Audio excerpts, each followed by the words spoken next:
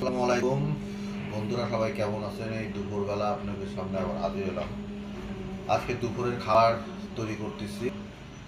মনে করেন ভর্তা করব। এখন ভর্তা সবসময় তো আসলে মেয়েরাই করে, বাসার মেয়েদের তো অনেক কষ্ট। আমরা অফিসে কাজ দিই আর তারা বাসায় কাজ করে, তাদের মানে শুয়ে বসেই থাকে, কিন্তু এটা ঠিক না।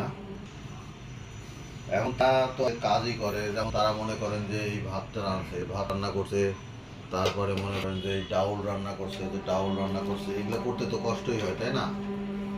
তো মেয়েদের এই কষ্টটা আসলে বুঝতে হবে, আমাদের বুঝে নিজেরাও কিছু হেল্প করতে হবে বাসায়। তাই আমি হেল্প করতেছি। এখানে মনে করেন যে এই যে ভর্তা রেডি করছি, আলু তো করে নিয়েছি, আলু সেদ্ধ করে নিয়ে পেঁয়াজ মরিচ দিয়া, এটা হলো শুকনো মরিচ দিয়ে এইভাবে ভর্তা করতেছি। দেখেনি আগে আপনার এই যে বেগুন ভর্তা করা আছে। আজকে দুপুরের খাবার পুরোটাই আসলে